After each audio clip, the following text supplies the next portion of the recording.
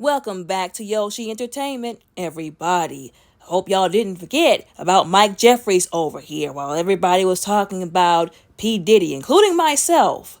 We didn't forget about Mike Jeffries, who also got in trouble for doing Diddy-like activities, if you will, so to speak. I'll say allegedly because y'all know how YouTube is. After all this man has been accused of and arrested for, and I quote, the former chief executive of fashion brand Abercrombie and Fitch is mentally incompetent and currently unfit to stand trial on charges of sex trafficking and play for pay, a U.S. court has ruled, end quote. And I also quote, Mike Jeffries will now be held in custody and treated in hospital for an initial period of up to 4 months to determine if his condition is likely to improve enough for the case to proceed. Mike Jeffries' legal team said last December he has dementia and late onset Alzheimer's disease. End quote. I couldn't care less if he couldn't remember his right foot from his left foot.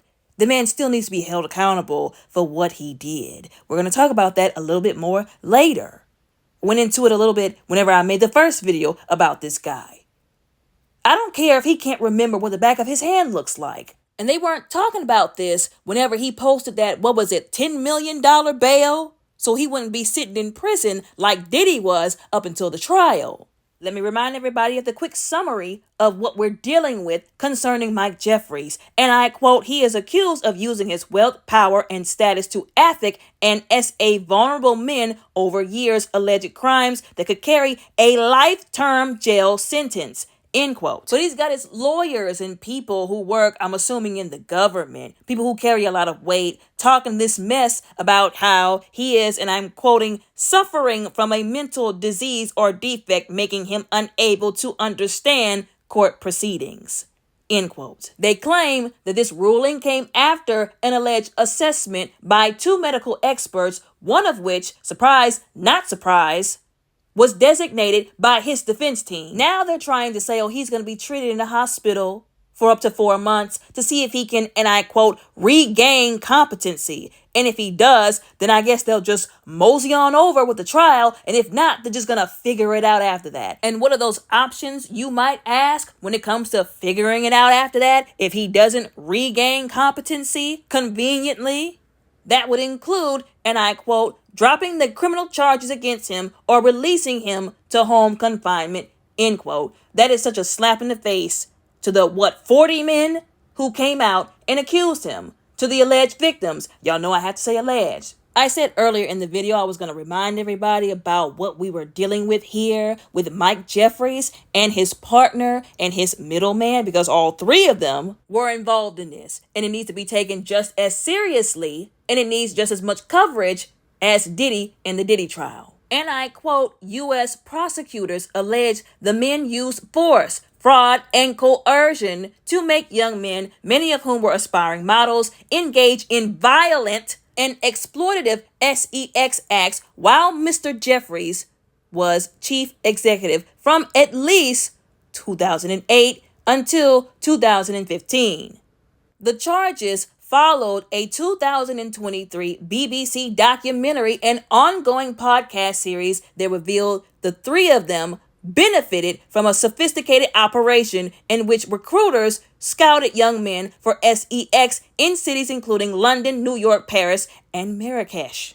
The BBC has since revealed that more than 40 men, including Abercrombie and Fitch employees, have now come forward with civil allegations of SA, drugging, or RAPE, with claims dating back to 1992, the year Mr. Jeffries started running the company. Civil trial lawyers have told the BBC their clients are dismayed at the criminal court's decision that Mr. Jeffries is unfit to stand trial. We've been speaking with our clients who are disappointed by the decision and still want justice, said Brad Edwards and Brittany Henderson, representing 26 alleged victims. This article goes on to talk about more hogwash about him having all these diseases and how it's going to interfere and affect with him being able to be in a trial. Like I said, it's a bunch of hogwash and a slap in the face to the victims. This man allegedly was out here for decades hurting people, committing heinous crimes to these young men. I honestly believe he even took over that company to use it, so to speak, as a beacon to draw in young men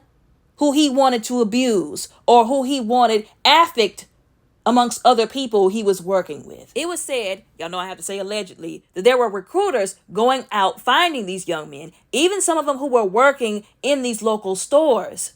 They met certain qualifications. They had to be very attractive, very fit, and they would offer these young men modeling opportunities. And I'm putting that in air quotation marks because they weren't modeling opportunities. These were manipulation attempts to get these young men in these bad predicaments, in these dispositions. Then you had actual models who were trying to work for these people, who they drew in and said, well, if you really want to go far with your career, you got to go to this party. You got to meet with this person. And then when they got in the room with the person, when they got to the party, that's when they realized what this was all really about. Unfortunately, by the time they realized what it was all about, oh, you can only get here if you bend over, if you get on your knees, if you let me do all manner of evil to your body and use you like you're not even human. For some of these young men, I honestly believe it was too late for them to back out. By the time they got into certain rooms, they basically told them, you're not leaving unless you do X, Y, Z. That's where the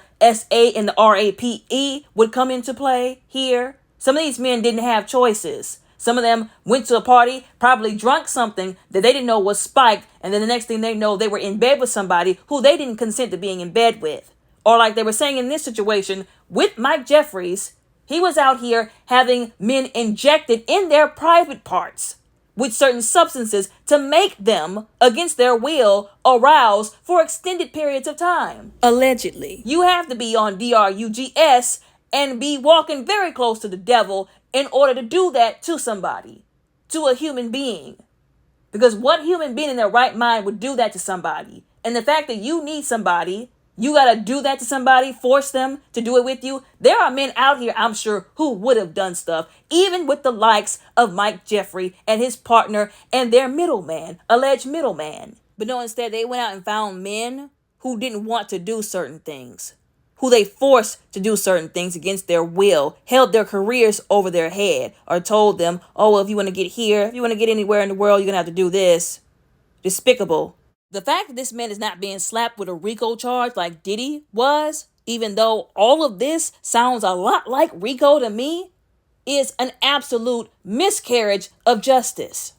People have been talking about, oh, he has the complexion for protection, so to speak. And I do believe that plays a very big role in what is going on. The main role, if you will, other than the fact that he might be involved or might have been involved with affecting some of these young men to people who are bigger than Diddy, if you will. And if what he was doing and who he was doing it with gets out, it's probably going to be worse. That's the only other reason I can think of. Now, this U.S. prosecutor's medical expert by the name of Dr. Paradis, once again, is trying to feed us wolf cookies by saying that, oh, because of his condition, he might not be able to accurately or properly recall certain events, details, or provide reliable information, on top of not being able to remain with a certain decorum for the court during an actual trial, which could ruin or undermine, as it says here, his credibility, which is just a bunch of word salad for y'all are trying to pull whatever y'all can out of the book and throw it to the wall like spaghetti to make sure that it sticks so that y'all don't have to hold this man accountable for what he's done to all these men. So he wasn't having issues for all the decades, y'all know I have to say allegedly, that he was involved in all of these horrendous, abhorrent crimes towards these men. He didn't have memory issues, once again, whenever the bail was posted. He didn't have memory issues when him and his partner vehemently denied the accusations. They love using that phrase these days whenever they're trying to get their way out of these allegations and accusations. He didn't have memory issues then, but now all of a sudden, when it's time for them to establish when the trial is going to take place so he can be held accountable for what he's done, now he has memory issues that's preventing him from being competent enough mentally to stand trial. Miss me with the hogwash. I mean, they pulled out all the legal options for this one. They really did. Due to all of that, a criminal case is uncertain, unfortunately, allegedly at this point, but the option for a civil trial is still on the table, allegedly. I still don't think that's fair. I think that he should still be held legally accountable. He should be in prison, and those men should have financial compensation. Even the civil case lawyer, Brad Edwards, agrees with that point.